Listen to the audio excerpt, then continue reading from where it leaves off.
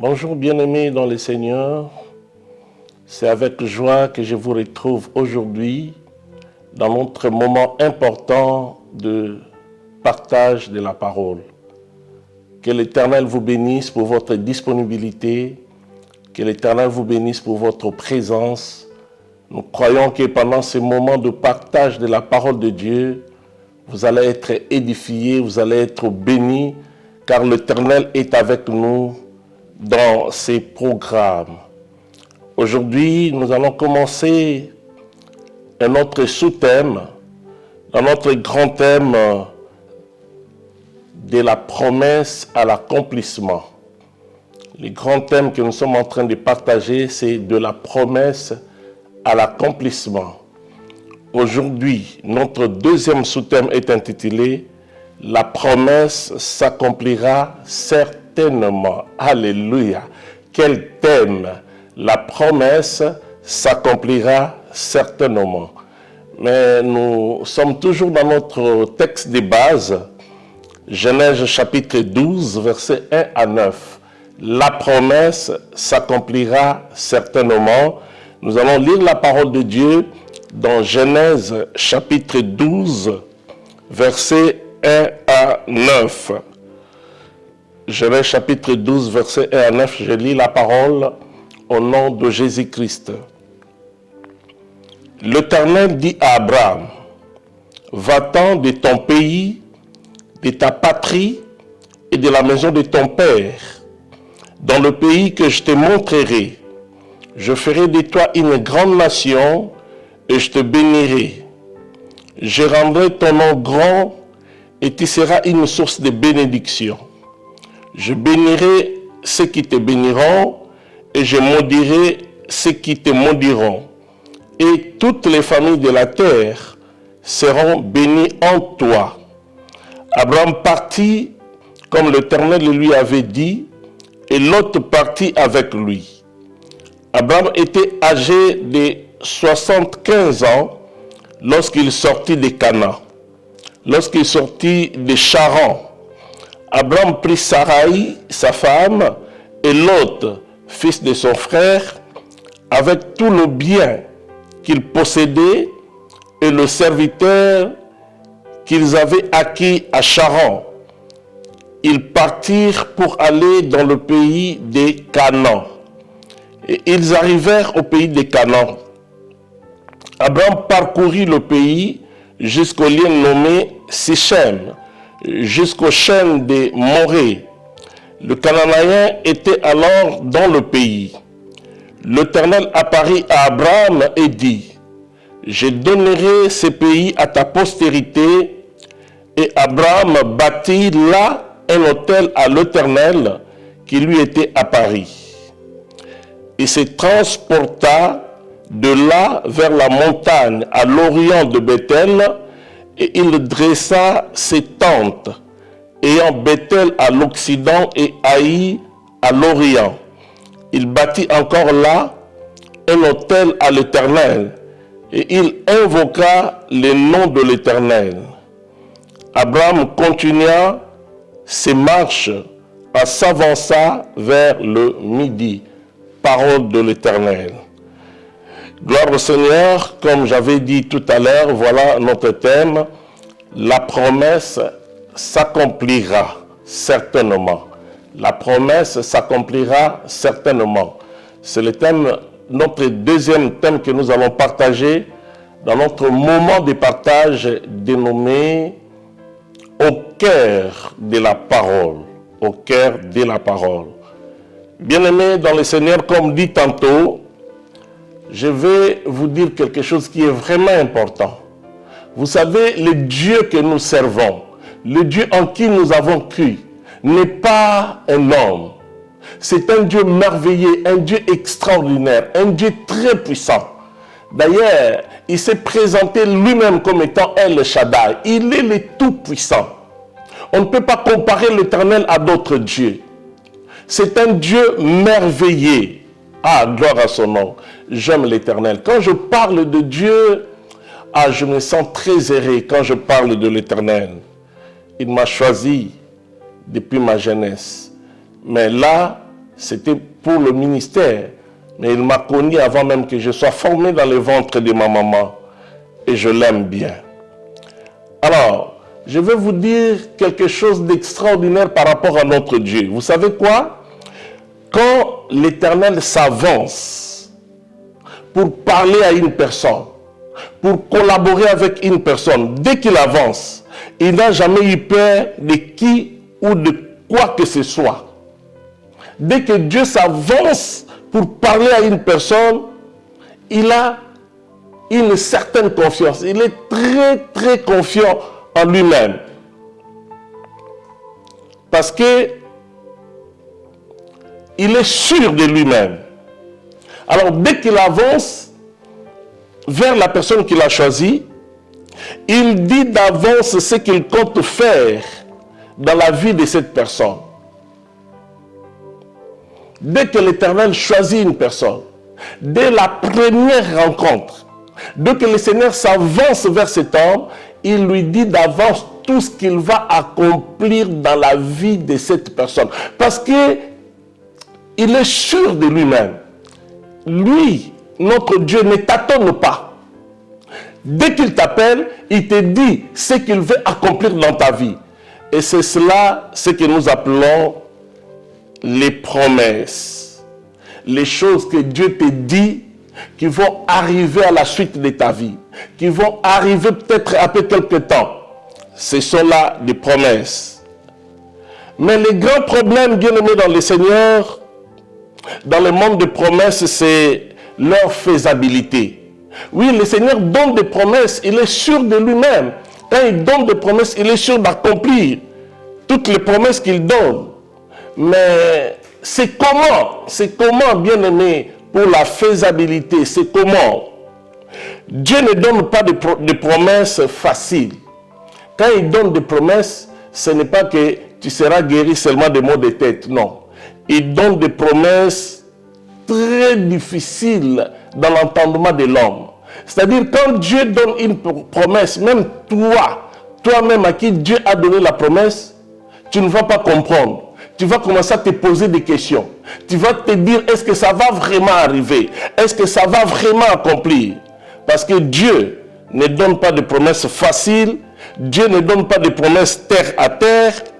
Il dit des choses dignes d'un Dieu aux hommes portant l'image de Dieu. C'est merveilleux, n'est-ce pas?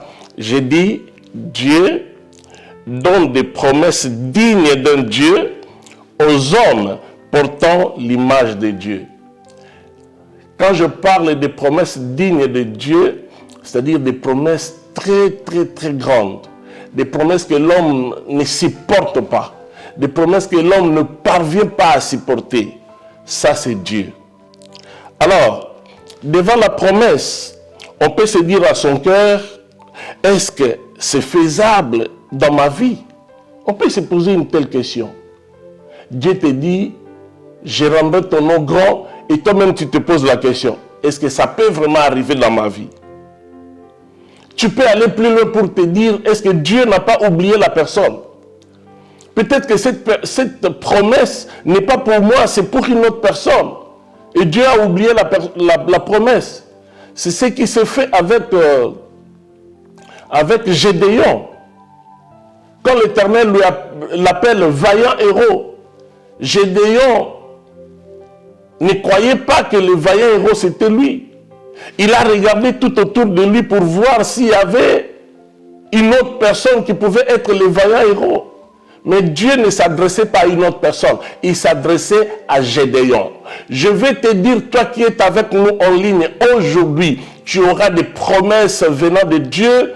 Et les promesses que Dieu va te donner vont s'accomplir dans le nom de Jésus. Parce qu'aujourd'hui, nous parlons, la promesse s'accomplira certainement. Voilà notre thème. La promesse s'accomplira certainement. Gloire au Seigneur. Alléluia. Que l'Éternel vous bénisse déjà pour votre disponibilité.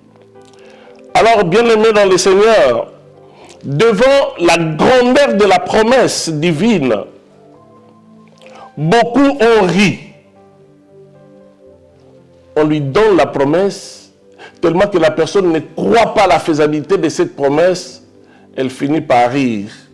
Beaucoup ont ri, mais ce n'est pas tout. D'autres se sont posés des questions comme comment cela se fera-t-il? Parce que, tout simplement, les promesses étaient au-delà de l'entendement humain. Les promesses que Dieu leur donnait étaient au-delà de leur compréhension. Comment cela se fera-t-il? Ou une autre personne comme Sarah, elle a ri. Parce que Sarah, vous savez quoi? Sarah ne croyait plus en cela. Sarah ne croyait plus à l'accomplissement de la promesse. Sarah ne croyait plus qu'elle pouvait avoir des enfants. Voilà pourquoi c'est comme si dans son cœur, Sarah a dit, ah, vraiment, c'est Dieu. Même si on donne des promesses à moi. Promesse. La promesse s'accomplira certainement. Que Dieu vous bénisse. Est-ce qu'on peut dire un bon amen? Gloire à Dieu. Alléluia. Là où vous êtes dans vos maisons en train de suivre cet enseignement, au cœur de la parole, aujourd'hui votre vie va changer. Aujourd'hui Dieu va accomplir de très grandes choses. Aujourd'hui Dieu va vous donner des grandes promesses et il va amener les promesses qu'il va vous donner à l'accomplissement. Selon notre thème, la promesse s'accomplira certainement. Alléluia. Alors, s'il y a des gens qui ont ri, ou d'autres ont posé des questions, comment cela se fera-t-il? D'autres encore ont tout simplement exercé l'incrédulité.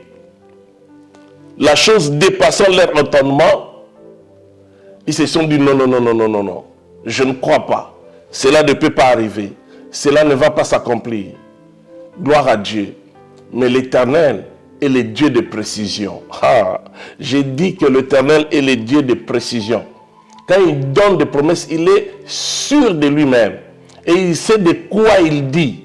Et il a lui-même la possibilité d'amener à l'accomplissement toutes les promesses qu'il donne à ses enfants. Alors, revenons dans notre texte. Dans le cas d'Abraham, les choses que Dieu lui avait dites comme promesse étaient presque impossibles. Qu'est-ce que Dieu avait dit à Abraham? Je rendrai ton nom grand. Je ferai de toi une grande nation. Dieu dit à Abraham que tu auras une grande descendance. Tu auras des enfants. Tu auras même un peuple. Il lui dit des choses qui étaient impossibles d'arriver pour Abraham. Les choses que Dieu avait dites à Abraham étaient presque impossibles aux yeux des hommes à cause de certaines réalités. Voilà les réalités qui ont fait qu'Abraham n'était pas trop sûr de vivre l'accomplissement de toutes les promesses de Dieu. Premièrement, Dieu lui dit qu'il deviendrait une grande nation, alors que sa femme avait dépassé de 20 ans la ménopause. Quand Dieu a appelé Abraham, Abraham avait 75 ans et Sarah avait 65 ans. Donc, âgé de 65 ans, sans avoir eu d'enfant, comment naîtrait cette grande nation? Donc, c'était impossible pour Sarah. C'était impossible pour Abraham. Mais qu'est-ce qu'Abraham a fait? Abraham a seulement écouté la promesse, je ferai de toi une grande nation. Mais ce n'était pas possible que cela arrive selon l'intelligence humaine. Gloire à Dieu. Deuxième promesse que Dieu donne à Abraham, il lui promet de rendre son nom grand dans un pays étranger et même de lui donner les 10 pays. Je rendrai ton nom grand, pas chez toi, mais dans un pays étranger. Et il dit, je te donnerai ces pays. Mais ces pays n'étaient pas libres. Ces pays étaient habités par beaucoup de gens. À cette époque où Dieu a apparu à Abraham pour l'appeler, il y avait deux grandes civilisations, étant celle des Égyptiens et celle des Mésopotamiens. Vous savez, si aujourd'hui nous avons les États-Unis et l'URSS, les États-Unis et d'autres nations, mais à cette époque-là, c'était la Mésopotamie et l'Égypte, les deux grandes civilisations, les deux grandes nations. Alors, bien-aimés dans le Seigneur, qu'est-ce qui se passe? Qu'est-ce qui se passe? Dieu donne à Abraham cette grande promesse qu'Abraham va posséder. Il prendra en possession un pays étranger, mais le pays qui était déjà habité par d'autres personnes. Bien-aimés, le pays que Dieu donne à Abraham, c'est le Canaan. Or, le pays de Canaan était donc une colonie égyptienne. Je parle de deux grandes civilisations, l'Égypte et la Mésopotamie. Abraham est sorti de la Mésopotamie. Mais le Canaan, c'est le pays que Dieu donne à Abraham. Mais le Canaan était donc une colonie égyptienne. C'est-à-dire le Canaan était sous la surveillance, sous la direction des Égyptiens. Abraham étant mésopotamien, les Égyptiens ne pouvaient pas accepter qu'Abraham puisse prendre possession de ces territoires qui leur appartenaient, le Canaan. Donc c'était comme si Abraham voulait entrer dans un territoire de ses ennemis et prendre possession d'un territoire, d'un pays qui était gouverné, qui était dirigé, qui appartenait à leurs ennemis, les Égyptiens. Ah, c'était dire cette promesse. Et écoutez bien aimés, Canaan était dirigé et contrôlé par l'autorité centrale de Pharaon. Quand il y avait des problèmes en Canaan, le peuple cherchait refuge en Égypte. Donc, les Cananéens dépendaient directement des Égyptiens. Parce que la grande civilisation, le grand pays, la grande nation, c'était l'Égypte. Voilà, bien-aimés, quiconque combattait les Cananéens pour prendre leur territoire, déclarait la guerre, non pas seulement aux Cananéens, mais contre Pharaon et toute l'Égypte, avec leurs chars de feu. Et surtout les Mésopotamiens, car les Mésopotamiens étaient les adversaires directs des Égyptiens. Donc les Égyptiens ne pouvaient pas accepter que les Mésopotamiens, qui étaient leurs adversaires directs, puissent prendre l'un de leurs territoires qui était le Canaan. Est-ce que vous comprenez que Dieu ne donne pas de promesses faciles? Quelle promesse? Je te donnerai ces pays. Mais le pays n'était pas vide. Le pays était habité. Et voilà, le pays était gouverné, contrôlé par les Égyptiens, une grande puissance de l'époque. Mais comment est-ce qu'Abraham pouvait prendre possession de ces pays, alors que les Égyptiens, leurs yeux étaient sur Canaan? Voilà la promesse que Dieu donne. Alors je vais te dire, quel que soit ce que tu es, Dieu a des promesses extraordinaires pour toi. Des promesses, quand toi-même tu écoutes, tu te dis, mais est-ce que ça va s'accomplir? Est-ce que ce sont des promesses qui arriveront ou pas? Je parle de Dieu. Il est celui qui appelle à l'existence les choses qui n'existent pas.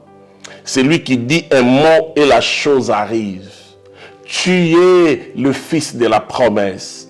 Tu es la fille de la promesse. Peu importe la réalité, mais les promesses de Dieu finiront par s'accomplir dans ta vie. Même s'il y a un adversaire puissant qui est le diable. Mais toi, tes promesses venant de Dieu finiront par s'accomplir. Alléluia. Oh, bien-aimé dans le Seigneur, Dieu promet à un homme du bloc mésopotamien, qui est Abraham, un pays des blocs égyptiens. Ce pays, c'est Canaan. Quel courage à ce Dieu! Quelle ambition! Quelle prétention! Dieu voulait montrer tout simplement que même s'il y a des grandes nations dans ce monde, mais les derniers mots appartiennent à l'Éternel. Les derniers mots n'appartiennent pas aux hommes. Est-ce que tu peux dire Amen? Gloire à Dieu.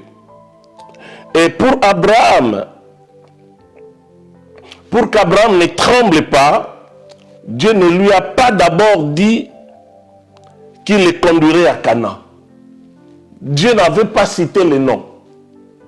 Il lui dit, quitte ton pays, va dans le pays que je te montrerai, et là, je ferai de toi une grande nation.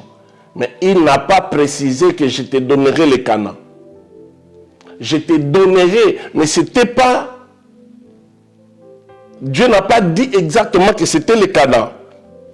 C'était pour qu'Abraham ne tremble pas.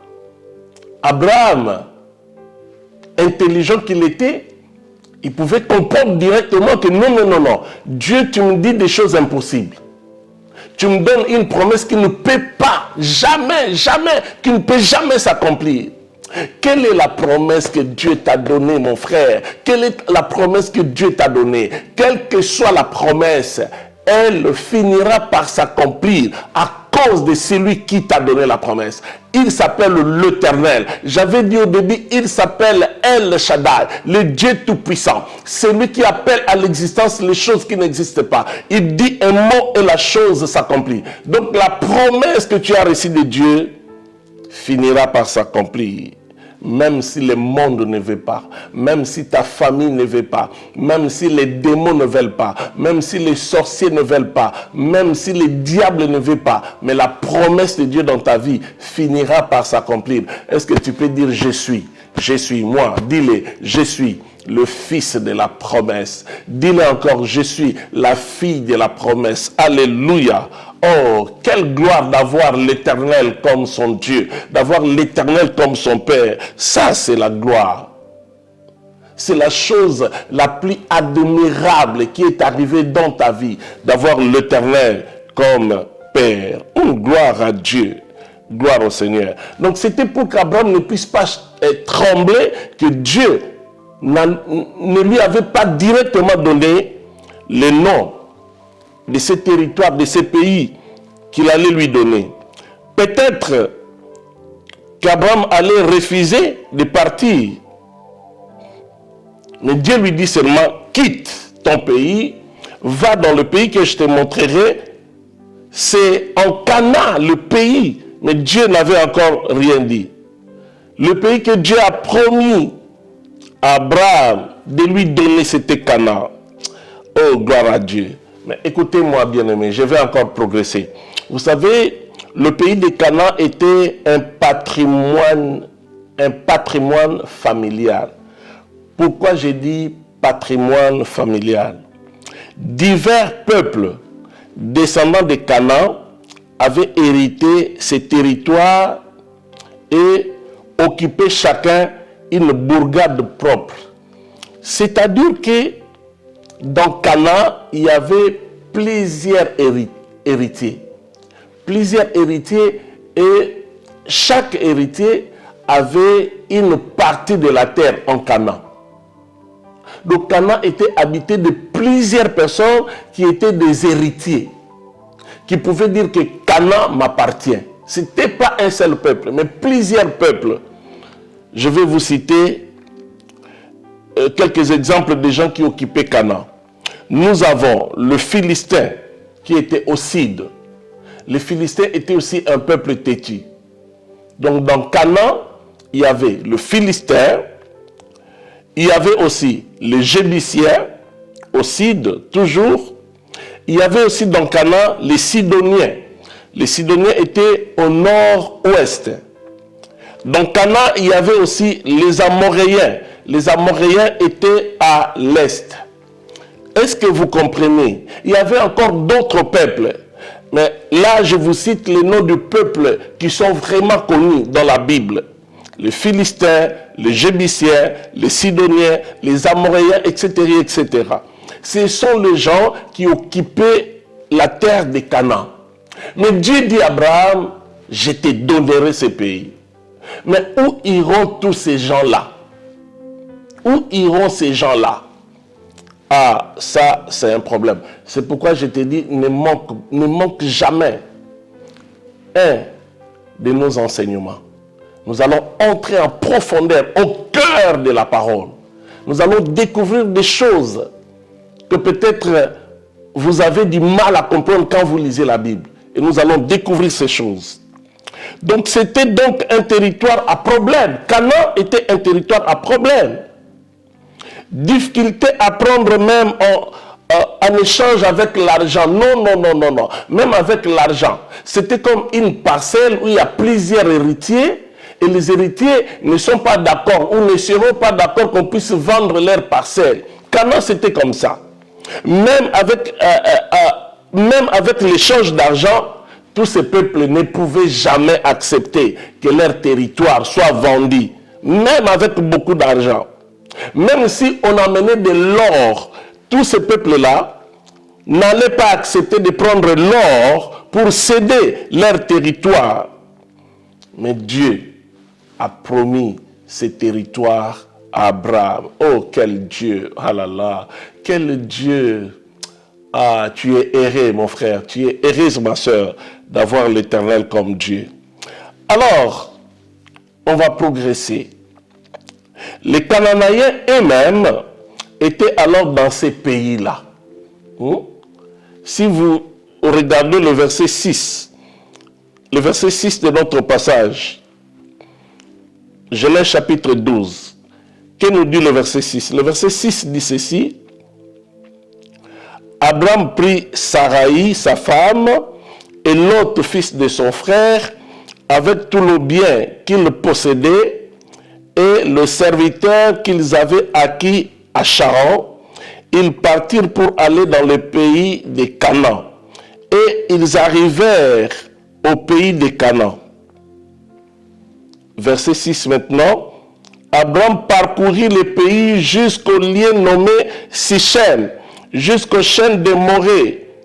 Le Cananéen était alors dans le pays. Verset 6. Donc j'ai commencé verset 5. Verset 6 nous précise que les Cananéens étaient là. Les Cananéens habitaient là. Il y avait les Cananéens, il y avait les Jébusiens, il y avait plusieurs peuples. Les Philistins, tous étaient là. Tous étaient là.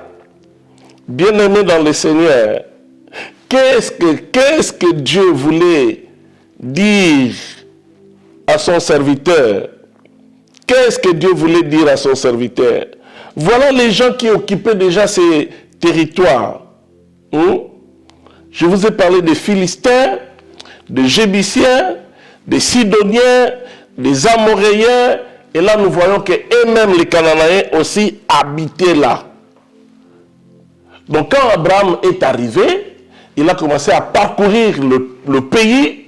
Il a découvert que les Cananéens étaient là. C'est-à-dire, ils étaient établis, les Cananéens, installés, sans l'idée de quitter. Ils se sont dit, c'est notre territoire, nous allons être là. Ils étaient assis. Qui pouvait le faire lever? Ils étaient bien assis. Ils se sont dit, c'est notre territoire. C'est comme quelqu'un qui a acheté sa maison ou sa parcelle.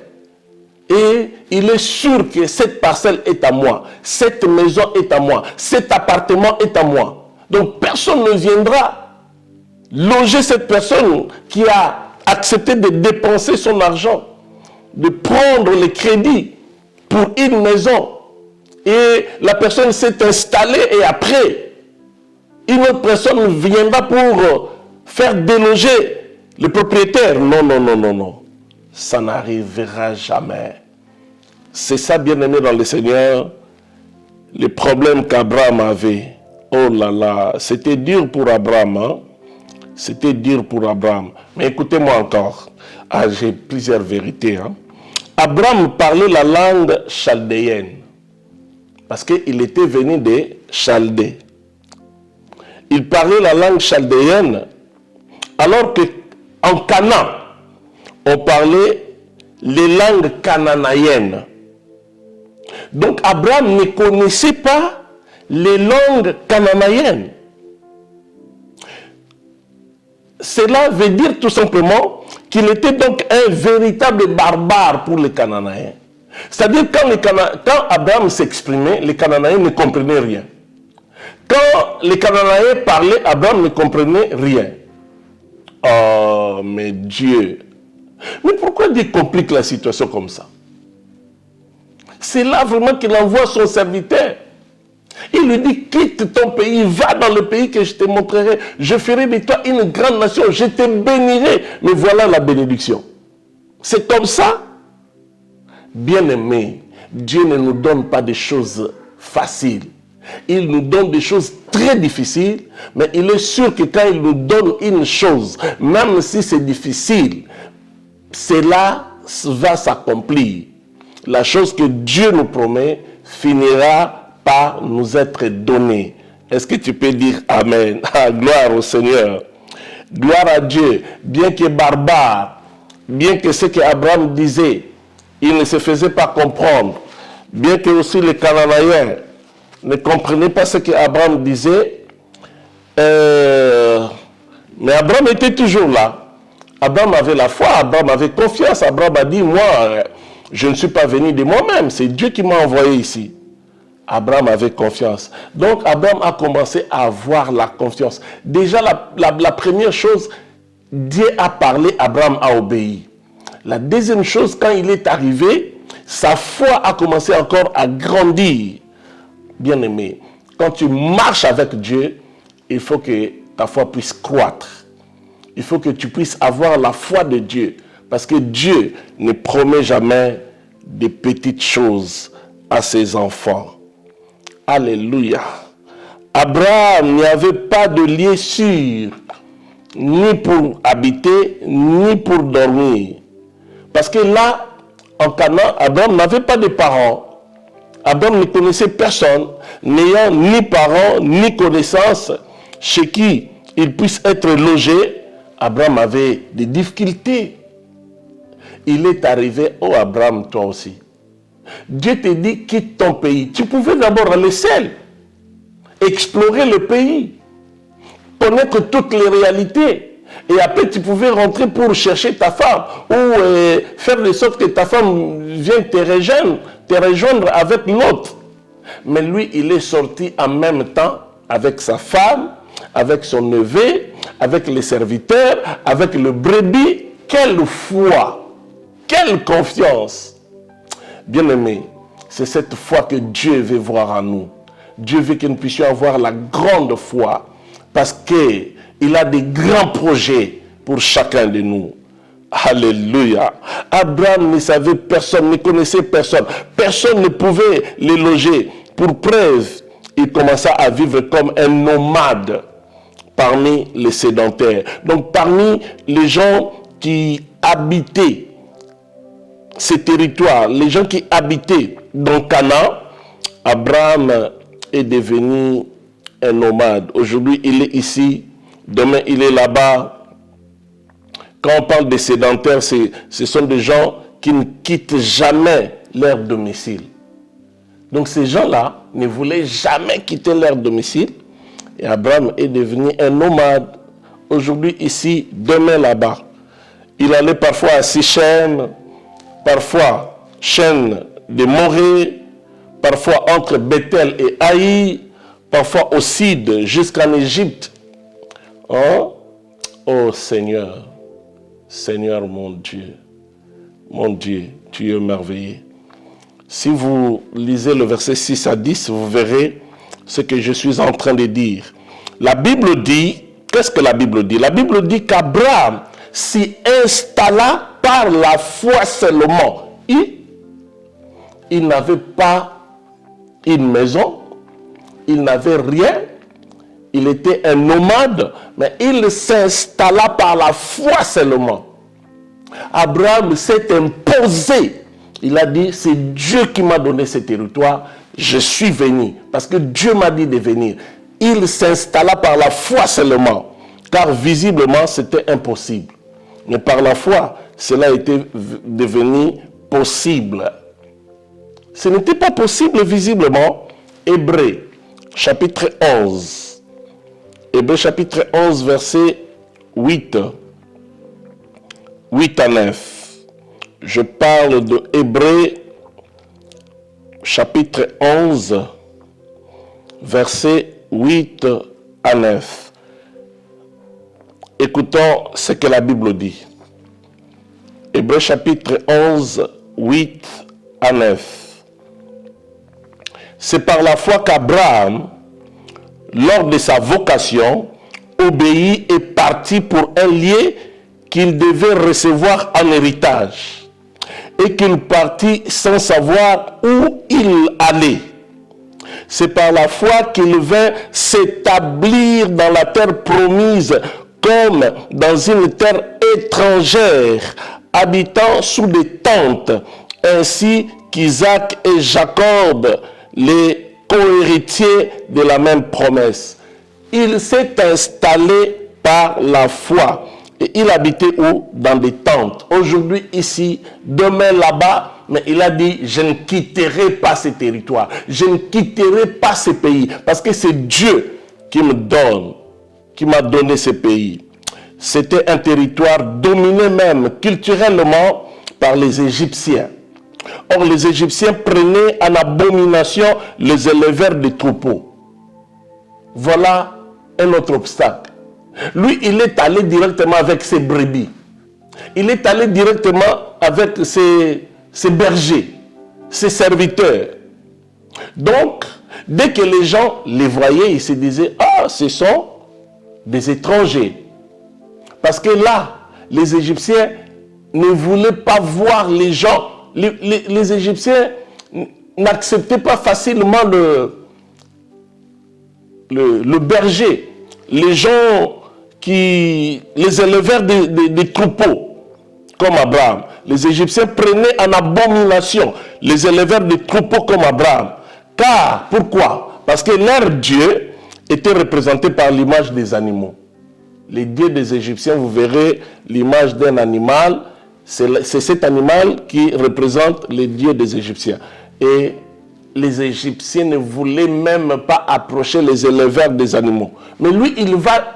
Ah, vraiment, il y avait beaucoup de choses qui nous montrent qu'Abraham n'était pas à mesure d'hériter les Canaan.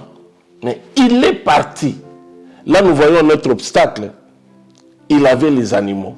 Il était éleveur des animaux. À Canaan, bien aimé, surtout en Égypte, Abraham méritait les malédictions. Donc, les gens qui voyaient Abraham avec les troupeaux, avec tout ça, pouvaient tout simplement maudire Abraham. Qui es-tu? Tu viens d'où? Avec tes brebis comme ça. Sois maudit. Ils pouvaient facilement les maudire. Ah non, non, non, non, notre Dieu est extraordinaire. Rien que les malédictions que Abraham méritait à Canaan, mais Dieu lui a dit, je bénirai ceux qui te béniront. Oh. Donc, les Cananéens pouvaient être bénis en bénissant Abraham. Et Dieu, c'est-à-dire que là où il y aurait des gens qui te béniront, il ajoute, là où il y aura des gens qui te béniront, moi je bénirai ces gens-là. Il ajoute, je maudirai ceux qui te maudiront. C'est-à-dire quoi? Même quand ils te maudiront, leurs malédictions tomberont sur eux-mêmes. Donc, l'Éternel avait déjà tout planifié. Il savait que dès qu'Abraham allait arriver, il allait être maudit, et Dieu met déjà l'anti-malédiction. Je bénirai ceux qui te béniront, je maudirai. Toute personne qui maudissait Abraham, la malédiction retournait vers lui-même. Et au lieu qu'Abraham soit maudit par les paroles de malédiction qui sortaient d'autres personnes, quand vous maudissez Abraham pour Dieu, vous le bénissez. Ouh. Mais Abraham était béni de façon extraordinaire. Parce que quand les gens voyaient les animaux, ils disaient, sois maudit. que nos dieux te maudissent. Mais quand il disait ça, Abraham était encore béni. Gloire à Dieu. Bien-aimé, cette parole et cette promesse est aussi pour toi. Je parle de l'analogie de la foi qui consiste en ce que toute promesse de la Bible soit considérée comme si Dieu te l'avait donnée à toi seul. On appelle ça analogie de la foi. Je te dis que tu es béni au nom de Jésus. Tous les gens qui te maudissent apportent dans ta vie des bénédictions sans le savoir. Tous les gens qui parlent mal de toi apportent dans ta vie des grandes bénédictions. Oh, quelle anti-malédiction que Dieu nous a donnée. Alléluia. Leur malédiction, quand les gens maudissaient Abraham, leur malédiction retombait sur eux-mêmes. Gloire à Dieu. Abraham ne devait pas craindre, comme en Égypte. Ne devait pas craindre comme en Égypte, car Dieu lui-même veille sur sa promesse pour l'accomplir. Mais Dieu avait préparé Abraham pour qu'Abraham ne puisse pas trembler, pour qu'Abraham ne puisse pas avoir peur, pour qu'Abraham ne puisse rien craindre. Et tout ce qui cherchait à détruire la vie d'Abraham était contré par l'Éternel. Tous ceux qui cherchent à détruire la promesse deviennent les adversaires de Dieu, comme Pharaon. Pharaon voulait détruire la promesse de Dieu que Dieu avait donnée à son peuple au travers Moïse. Et c'est comme ça que Pharaon était devenu adversaire de Dieu. Je t'annonce la bonne nouvelle. Au nom de Jésus, tu es béni par l'Éternel. Toute personne qui cherchera à contrer, à empêcher l'accomplissement de la bénédiction dans ta vie deviendra l'ennemi de l'Éternel. Et qui peut résister Dieu? Qui peut se battre avec Dieu? Donc personne ne te touchera parce que toi tu appartiens à l'Éternel. Est-ce que tu peux dire un bon amen? Tu peux vraiment dire un bon amen? Écoutez, bien-aimés dans le Seigneur, écoutez encore. Je disais qu'Abraham ne devait pas craindre parce que l'Éternel était avec lui. Alors, bien-aimés dans le Seigneur, on ne raisonne pas sur la promesse. Quand Dieu vous donne la promesse, il ne faut pas raisonner. Il ne faut pas penser, mais ça va s'accomplir comment? C'est trop grand, c'est compliqué, c'est trop grand plutôt, une promesse trop grande, ça va s'accomplir comme... Non, non, on ne raisonne pas sur la promesse, mais on la reçoit avec foi. Quand Dieu te donne la promesse, il faut recevoir cette promesse avec foi. On ne pose pas la question sur le temps et sur la manière de son accomplissement, mais on l'attend avec joie et paix, car elle s'accomplira certainement. Elle s'accomplira certainement. Comme les jours, malgré la durée de la nuit, les jours finissent par apparaître. Même si la promesse tarde, c'est pourquoi la Bible dit « Attends-la, car elle s'accomplira et elle s'accomplira certainement. » Habakkuk chapitre 2, versets 1 à 4. Toutes les promesses que Dieu t'a données s'accompliront. Même s'il y a des obstacles, même s'il y a des choses qui te font voir comme si c'est impossible. Mais je te dis que les promesses de Dieu finiront par s'accomplir. Habakkuk avait voulu discuter avec la promesse, mais Dieu ne lui a donné ni la permission, ni l'occasion, ni la permission, ni l'occasion de discuter sur la promesse. Il le dit d'en attendre seulement l'accomplissement par la foi. Bien aimé, que quelqu'un attende l'accomplissement de la promesse de Dieu par la foi. Alors, quel est ton problème? Je vais conclure, bien aimé dans le Seigneur. Quel est ton problème? Quelles sont tes réalités? Même si elles sont dures comme celles d'Abraham, crois à la promesse, car elle s'accomplira certainement. Tu te dis, mais Dieu m'a promis les enfants. Dieu m'a promis la richesse. Dieu m'a promis l'élévation dans le ministère. Mais ça fait des années, je ne vois rien. Dieu n'est pas un homme pour mentir, ni un fils de l'homme pour se repentir. Ce qu'il a dit, il le fera. Dieu accomplira sa promesse dans ta vie. Toutes les promesses de la Bible sont pour toi. Toutes les promesses sont pour toi. Tu es le terrain de leur accomplissement. Tout ce que Dieu a promis dans la Bible sont pour toi. Toutes les promesses particulières, c'est-à-dire une promesse que tu as reçue par vision, par songe, par prophétie, par la parole de connaissance, par conviction, s'accompliront et s'accompliront certainement. Bien-aimé, je vais clôturer par te dire que le juste vivra par la foi. Il faut avoir la foi, car tu n'es pas n'importe qui. Tu n'es pas seulement ce que toi-même tu vois, mais tu es plus que ça. Et Dieu amènera toutes les promesses de la Bible dans l'accomplissement. Toutes les promesses de la Bible sont pour toi et elles vont s'accomplir dans ta vie. Tu es grand, tu es fort, tu es riche, tu es puissant, tu es élevé par le Dieu Tout-Puissant. Que le Seigneur bénisse sa parole. Au nom de Jésus. Amen. Est-ce qu'on peut prier ensemble? Je t'invite, bien-aimé, à dire merci à Dieu pour cette parole. La promesse s'accomplira certainement.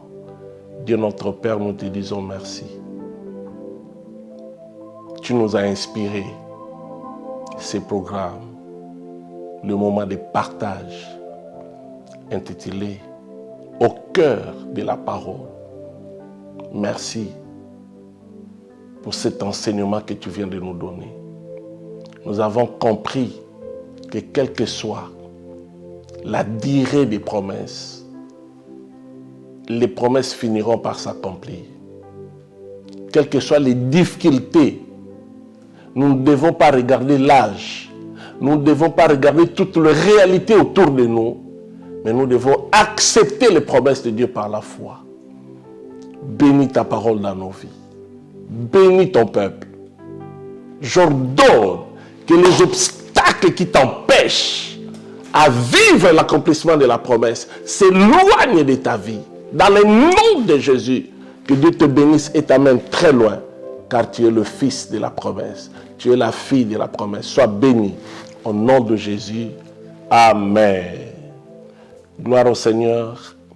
Nous allons nous retrouver prochainement dans notre continuité, car nous parlons encore de ces grands thèmes de la promesse à l'accomplissement.